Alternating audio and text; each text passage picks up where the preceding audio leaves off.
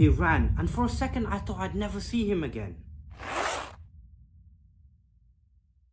Okay, so this is one of the most scariest moments in my life as a parent.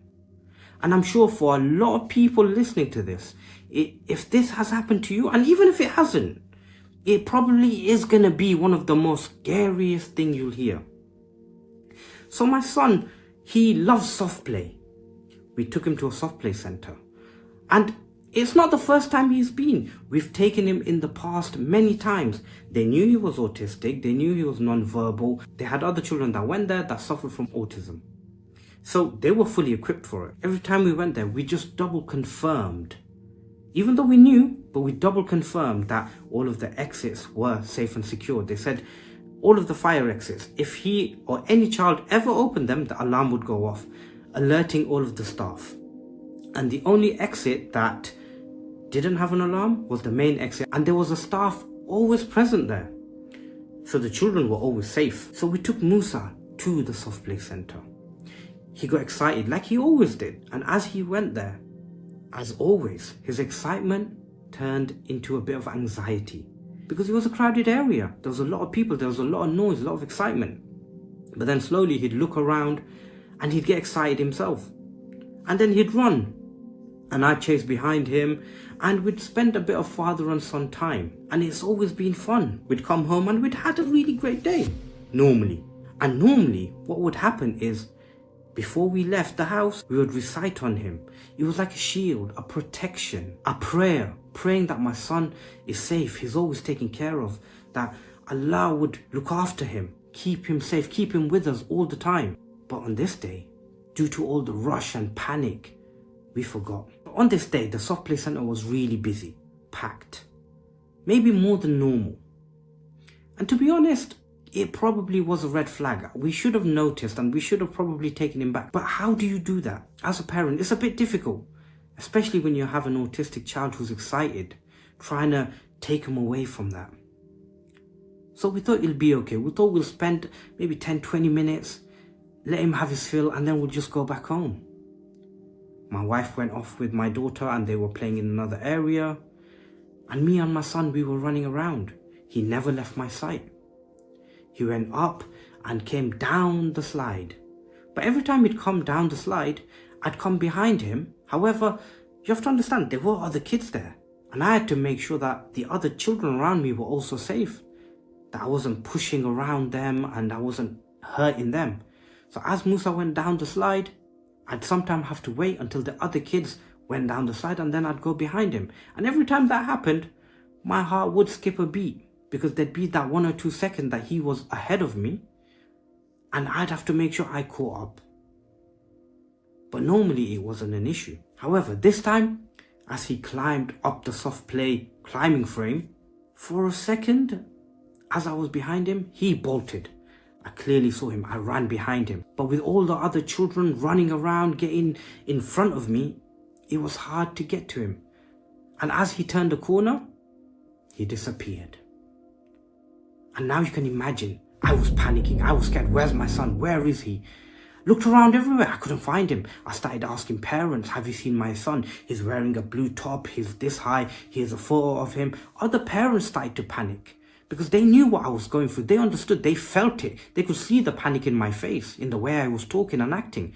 They started looking themselves, asking some of their children to look. I immediately ran to my wife. I've lost him. I don't know where he is. She said, calm down. It's fine. He's going to be in here somewhere. Because we didn't hear any alarms go off. We didn't hear any doors open. He's secure. He's safe. We just need to find him. He's probably hiding somewhere. She went to the staff. They were on high alert. Everyone was looking for him. We looked in the bathroom. We looked everywhere. We just couldn't find him. Where's my son? Where is he gone? I felt like I was going to vomit. I felt like I was going to cry. I felt like I've lost my son forever. And I didn't know what to do. My legs started to shake. I couldn't take another step. I was feeling dizzy. My vision went blurry. One of the staff came to us. Come with me. She led us outside.